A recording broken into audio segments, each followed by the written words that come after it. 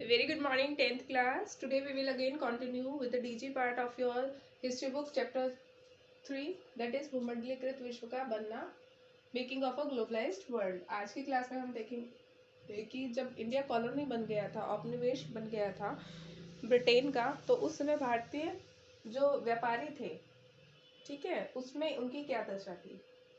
वैश्विक प्रणाली में भारतीय व्यापारी यानी कि जो वर्ल्ड सिस्टम पूरा इंडस्ट्रियलाइजेशन होने के बाद जो वर्ल्ड इकोनॉमी थी, वर्ल्ड का जो सिस्टम था बिजनेस का, उसमें इंडियन बिजनेस जो थे, इंडियन बिजनेसमैन जो थे, वो किस तरीके से सर्वाइव कर रहे थे, वो सब चीज़ें आज की क्लास में हम देखते हैं।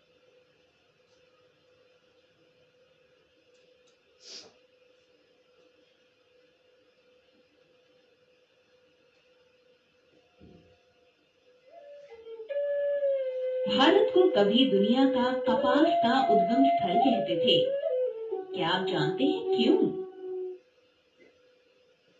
कपास का उद्गम स्थल मतलब कॉटन का ओरिजिन जहां से हुआ है, ऐसी कंट्री इंडिया को कहा जाता था। भारत की जलवायु और मिट्टी की स्थिति विभिन्न तरह के कपास उगाने में उपयुक्त थी।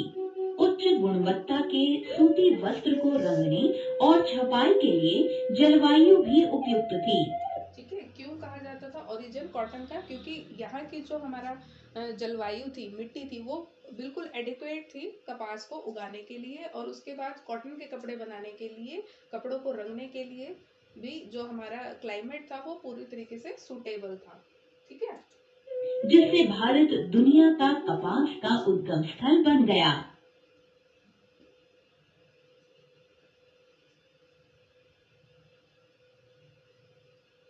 औपनिवेशिक व्यापार की नींव का मतलब क्या है? देखो, ब्रिटिशर्स जो थे क्या बिजनेस पर्पज से इंडिया में आए थे। ठीक है, जब इंडिया क्या था, उद्गम स्थल था कपास का, कॉटन इंडस्ट्री बहुत ज़्यादा जो है यहाँ की अच्छी थी, तो उससे अट्रैक्ट होके जो उपनिवेशिक शक्तियाँ थी, औपनिवेशिक शक्तियाँ जैसे ब्रिटेन था और भी बाकी कंट्रीज, पुर्तगीज से जिस तरीके से इंडिया में आए, तो वो बिजनेस पर्पज से इंडिया में एंटर होते थे, क्योंकि उनको लगता था कि यहाँ से वो आसानी से सस्ता माल जो है, कच्चा माल जो है, सस्ते रेट पे खरीद सकते हैं, और फिर अपनी फैक्ट्रीज में, क्योंकि वहाँ तो इंडस्ट्रियलाइजेशन हो चुका था, अपनी फैक्ट्रीज में उनका जो है ये प्रोडक्शन कर सकते हैं। पूर्व औद्योगिक भारत में विदेशी जैसे कि पुर्तगाली, डच, अंग्रेज और फ्रांसीसी भारत में व्यापार करने आए। 1608 में अंग्रेजों ने सूरत में पहला व्यापार केंद्र खोला और बाद में यहां कपड़े का एक कारखाना खुला। शीघ्र ही बंबई, कलकत्ता और मद्रास में भी अधिक केंद्र खुले। भारतीय छीट और मलमल ईस्ट इंडिया कंपनी के व्यापार का अहम हिस्सा हो गया। ये सामग्रियां इतनी लोकप्रिय थीं कि इंग्लैंड में अंग्रेज के ऊनी और रेशम के कपड़े की मांग कम हो गई। इस लोकप्रियता से घबराकर 1788 में अंग्रेज व्यापारियों ने शिकायत दर्ज कर दी। भारतीय प्रतियोगिता को खत्म करने और अंग्रेज व्यापारियों के लिए व्यापार खोलने के लिए अंग्रेज ने भारतीय माल पर आयात शुल्क लागू किया। तो देखा आपने क्या था, इंडिया का जो कॉटन था, ठीक है, जिसमें आपका जो है सूती वस्त्र भी आ गया, और जो छीट वाला कपड़ा था, ठीक है, तो वो इतने ज्यादा पॉपुलर हो गए थे इंग्लैंड में भी, ब्रिटेन में भी, कि वहाँ का जो ऊनी वस्त्र थे और उनके जो सिल्क के कपड़े थे, उनकी डिमांड जो है लगातार कम होती जा रही थी। वो इतनी कम हो गई कि वहाँ के जो बिजनेसेस थे, जो ऊन का व्यापार करते थे या जो सिल्क का कपड़ा उगाते थे, ऐसी मिलें, उनके जो मालिक थे, व्यापारी थे, वो लॉसेस में जाने लगे। तो इसके लिए उन्होंने क्या करा, सरकार से उसका विरोध किया, सरकार को उसकी कंप्लेंट करी। तो बदले में सरकार ने क्या स्टेप उठाया कि ये जो इंडियन कॉटन के क्लॉथ जो इतने पॉपुलर हो रहे थे, फिर क्या करा उन्होंने, इंडियन खुदरा माल पर आयात शुल्क, खुदरा माल मतलब जो बल्क में वो लोग कच्चा माल वहां से खरीद के लाते थे, उस पर आयात शुल्क लगातार उन्होंने बढ़ाना शुरू कर दिया, जिससे क्या हुआ, इनकी जो है कॉस्ट कॉस्ट मतलब जो उनका प्रोडक्शन की कॉस्ट जो थी, लागत जो उनकी थी, वो लगातार इंक्रीज होती गई। ठीक है,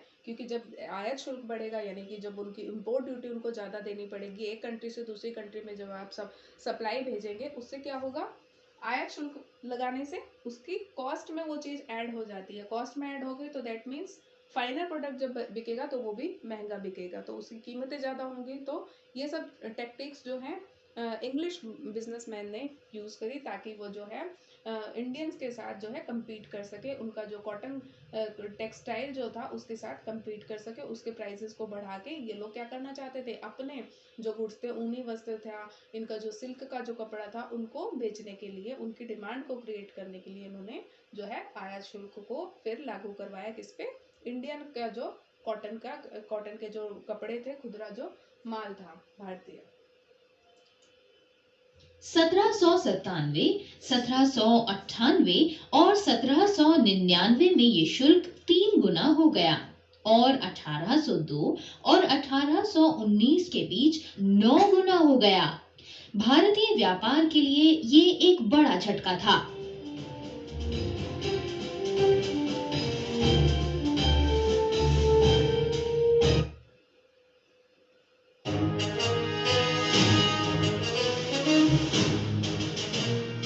18वीं सदी में व्यापार के नाम पर अंग्रेज ने बंगाल में अफीम पर एकाधिकार कर लिया।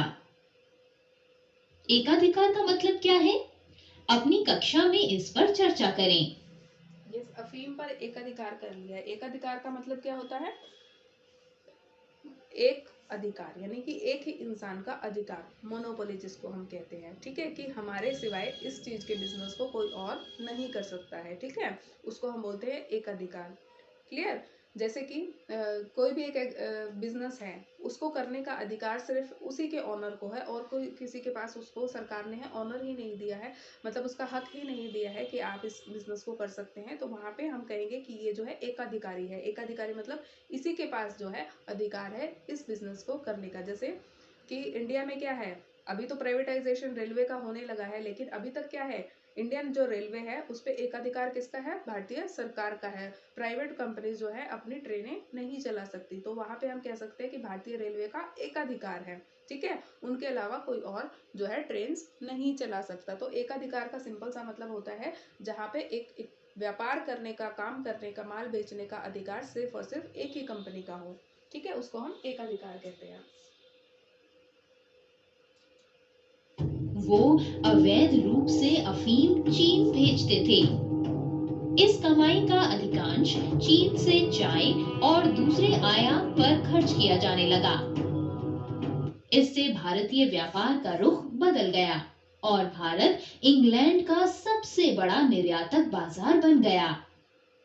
क्या हो रहा था देखो, इंग्लैंड में ये इंडिया से जो है अफीम वगैरह खरीद के चाइना में बेच रहे थे ये लोग।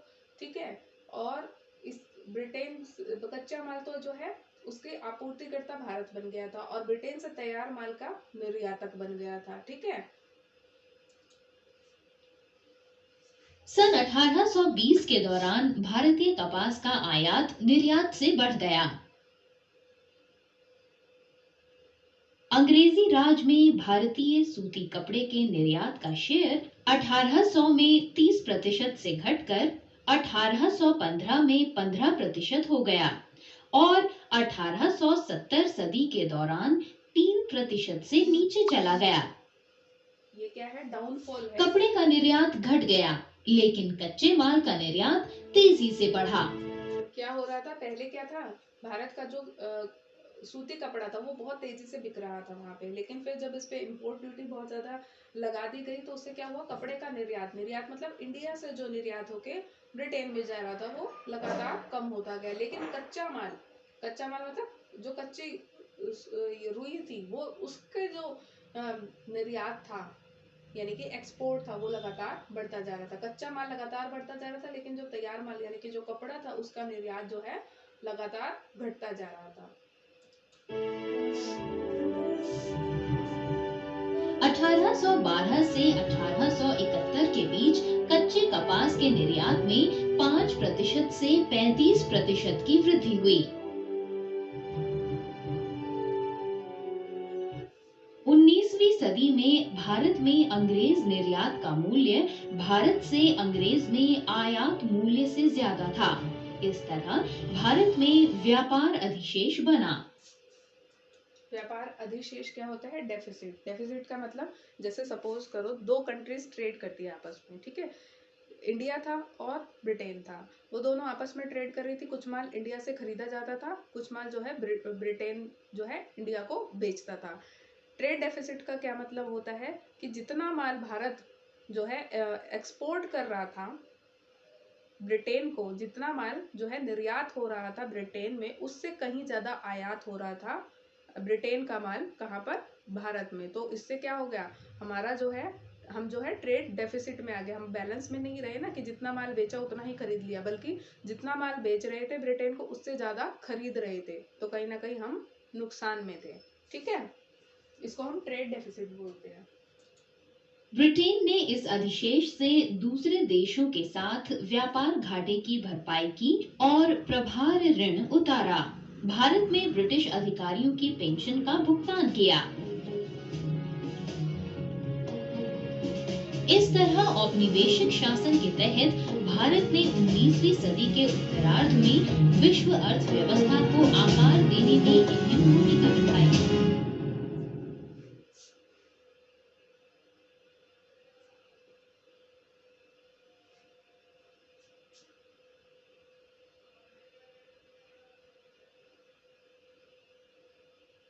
भारतीय प्रतियोगिता खत्म करने और अंग्रेजी कपड़ा निर्माताओं को बाजार में उतारने के लिए अंग्रेजों ने क्या कदम उठाए? क्या करा था? जब उनके ऊनी और जो सिल्क के कपड़े हैं नहीं बिक रहे थे, तो अंग्रेजी कपड़ा निर्माताओं ने क्या करा? आयात शुल्क बढ़वा दिया था। ठीक है, कच्चे माल पर आयात शुल्क थोपे। कौन सी वस्तु अंग्रेज अवैध रूप से चीन में बेचते थे? अफीम।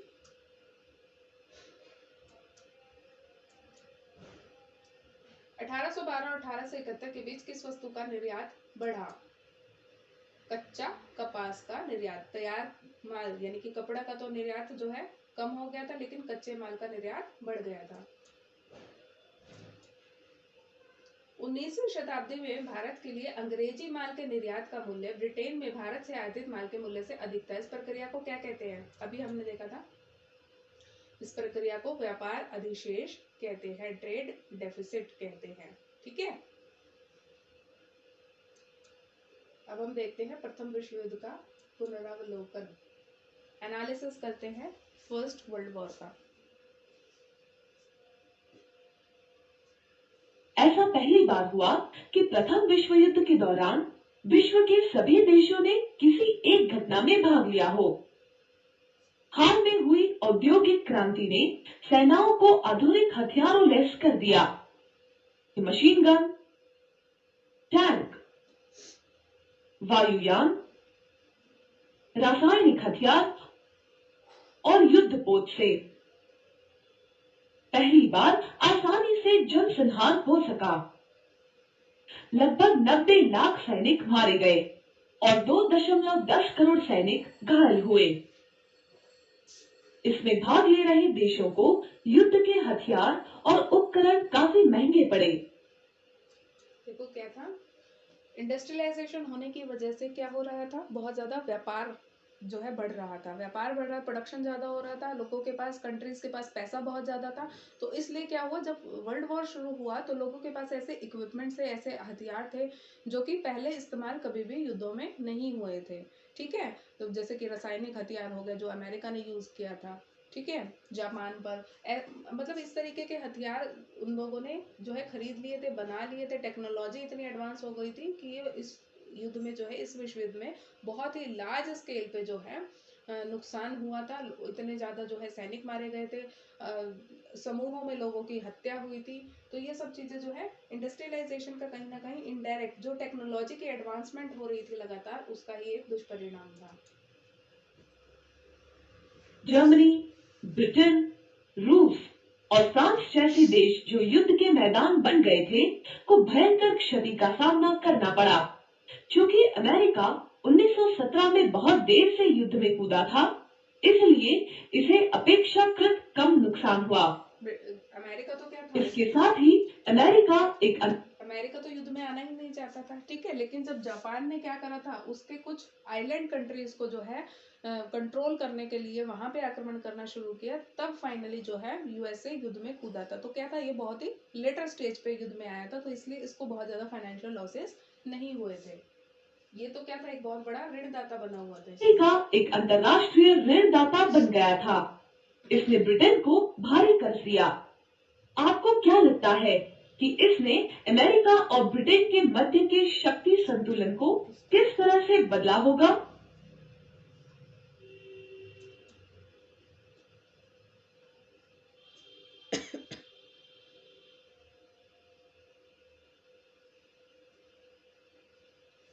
प्रथम विश्व युद्ध से पहले ब्रिटेन विश्व का प्रमुख शक्तिशाली देश था।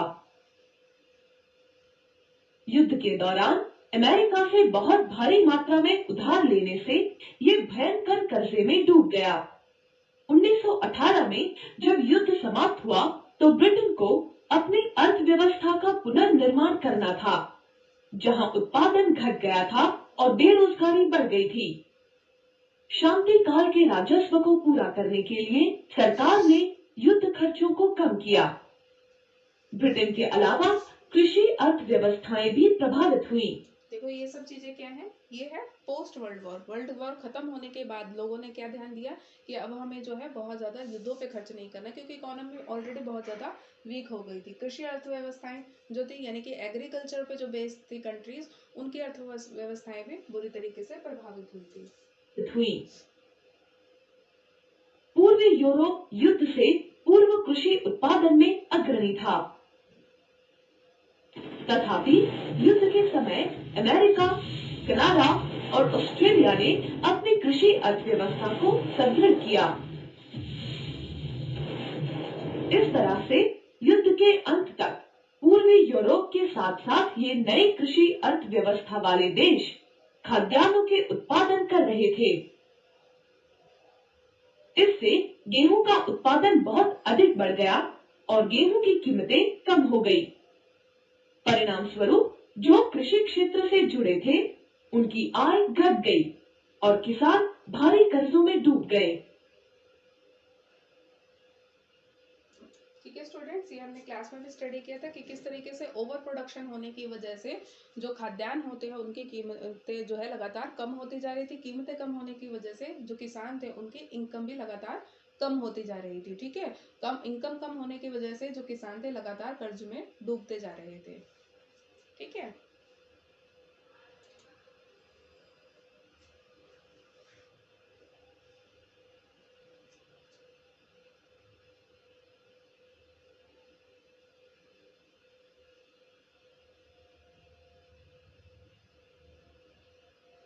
क्लियर है आपको? तो किस तरीके से जो है वर्ल्ड वॉर हुआ। वर्ल्ड वॉर में क्या था, वर्ल्ड वॉर जो ये हुआ था, ये एक ऐसी घटना थी जिसमें पूरे वर्ल्ड की कंट्रीज ने जो है पार्टिसिपेट किया था। आधुनिकीकरण की वजह से, इंडस्ट्रियलाइजेशन की वजह से, औद्योगिकरण की वजह से कंट्रीज के पास बहुत ज़्यादा पैसा था, टेक्नोलॉजी के रूप में एडवांस्ड थी कंट्रीज। इस वजह से क्या हो रहा था, कंट्रीज ने नए नए हथियार बना लिए थे, नए नए तरीके के जो है बम बना लिए थे, जिससे क्या हो रहा था, मास डिस्ट्रक्शन बहुत लार्ज लेवल पे आसानी से किया जा रहा था। मतलब समूहों में जो लोगों की हत्या की जा रही थी वो उनके लिए करना आसान था। क्यों? क्योंकि टेक्नोलॉजिकली एडवांस्ड वेपन इस वर्ल्ड वॉर में जो है इस्तेमाल किए गए थे। इसलिए जब ज़्यादा एडवांस्ड वेपन इस्तेमाल होंगे, हथियार इस्तेमाल होंगे, तो उससे क्या होगा, नुकसान भी बहुत ज़्यादा होगा। इसलिए हमने देखा कि कितने सारे जो है लाखों में सैनिक मारे गए थे और करोड़ों में लोग जो है घायल हुए थे। पूरी की पूरी अर्थव्यवस्थाएं तबाह हो गई थी। यूएस से थोड़ा सा बचा किस लिए रह गया था, क्योंकि वो वर्ल्ड वॉर में बहुत ही लास्ट स्टेज पे एंटर हुआ था और इसलिए, और क्या था, उसको जो है क्षति बहुत कम हुई थी।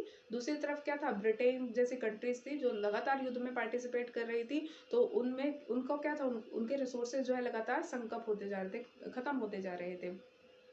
ठीक है, तो उस समय में अमेरिका ने ब्रिटेन को बहुत ज़्यादा कर्जा दिया, फाइनेंशियली जो है बहुत ज़्यादा लोन प्रोवाइड किए, जिससे क्या हुआ, ब्रिटेन जो है अमेरिका का एक बहुत बड़ा कर्जदाता जो अमेरिका जो है ब्रिटेन का एक बहुत बड़ा कर्जदाता फिर वो बन के उभरा, ठीक है। ब्रिटेन अमेरिका उस समय में एक ऐसी अर्थव्यवस्था थी जो बाकी कंट्रीज को बहुत ज़्यादा लोन प्रोवाइड कर रही थी। एग्रीकल्चर कैसे इफेक्ट हुआ? एग्रीकल्चर इसलिए इफेक्ट हुआ क्योंकि टेक्नोलॉजी एडवांसमेंट की वजह से खेती जो प्रोडक्शन था, जो खाद्यान्नों का जो प्रोडक्शन था, वो बहुत तेजी से बढ़ रहा था। तेजी से बढ़ने की वजह से फसलें ज़्यादा हुई, फसलें ज़्यादा होने की वजह से उनके प्राइजेस गिर गए, ठीक है। जब सप्लाई ज़्यादा हो जाती है तो उस समय में क्या होता है, प्राइजेस गिर जाते हैं किसी भी वस्तु के। प्राइजेस गिरने की वजह से किसानों को लॉस होने लगा। किसानों को लॉस हुआ तो क्या हुआ, उनको कर्जा लेना पड़ा क्योंकि उनकी इनकम कम हो गई थी, ठीक है। इनकम कम होने की वजह से कर्जा लिया, कर्जा लेने की वजह से वो लगातार किसान जो थे वो कर्जे में डूबते जा रहे थे। तो इस तरीके से जो एग्रीकल्चरल इकोनॉमीज थी वो भी बहुत बुरी तरीके से प्रभावित हुई। खाद्यान्नों का जो है प्रोडक्शन इतना लार्ज स्केल पे बढ़ गया था कि उनको बेचना किसानों के लिए जो है पॉसिबल नहीं हो पा रहा था। लेकिन अपने लॉसेस को भरने के लिए उन्होंने क्या करा था, फिर और ज़्यादा प्रोडक्शन करना शुरू करा। लेकिन उससे क्या हुआ, प्राइजेस और ज़्यादा गिरते गए क्योंकि ऑलरेडी बल्क में था सप्लाई, ठीक है। सप्लाई ऑलरेडी इतनी ज़्यादा थी, लेकिन किसानों ने अपने नुकसान को पूरा करने के लिए सोचा कि हम और ज़्यादा प्रोडक्शन करते हैं। लेकिन उससे हुआ क्या, उससे जो खाद्यान्न थे उनकी कीमतें और भी ज़्यादा गिर गई, ठीक है। तो ये सब चीज़ें हुई पोस्ट वर्ल्ड वॉर, ठीक है। वर्ल्ड वॉर के बाद ये सब चीज़ें हुई। अच्छा, अब ऑस्ट्रिया के आर्कड्यूक फ्रैंक फर्डिनेंड की हत्या कर दी गई। कब कर दी गई थी? उन वर्षों पर क्लिक करो जिनमें प्रथम विश्व युद्ध की घटनाएं हुई। ये क्या है, वर्ल्ड वॉर से रिलेटेड जो है अलग अलग घटनाएं हैं जिनको बारे में आपको पता होना चाहिए कि हाँ, जैसे ये ऑस्ट्रिया का आर्कड्यूक फ्रैंक फर्डिनेंड था, इसकी हत्या कब की गई? जैसे यह 28 जून 1914 को ऑस्ट्रिया के आर्कड्यूक फ्रैंक की हत्या कर दी गई थी, ठीक है।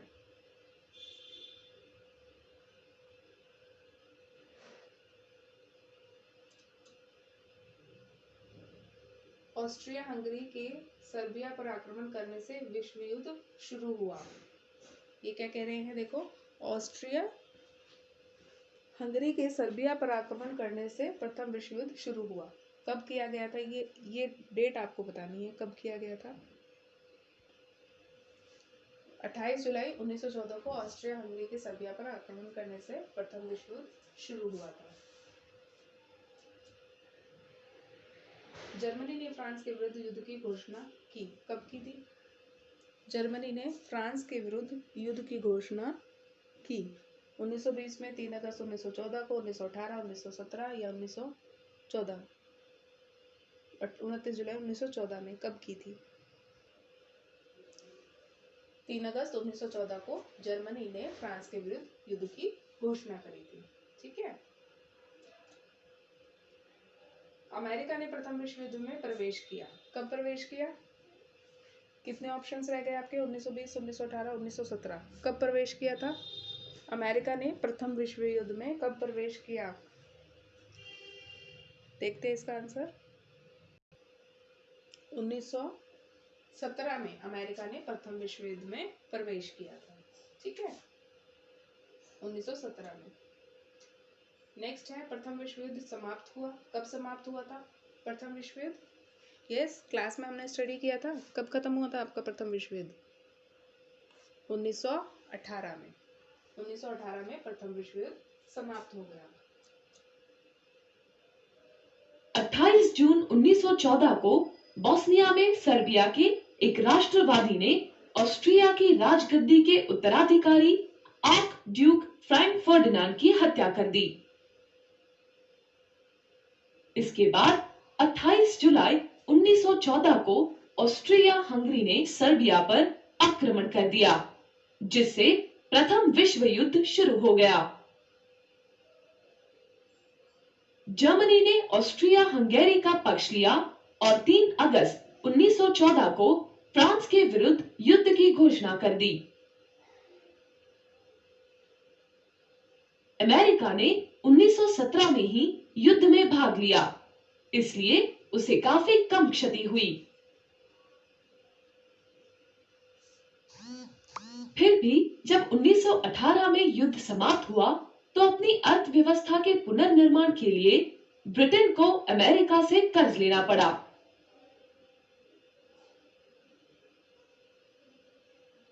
ठीक है क्लास।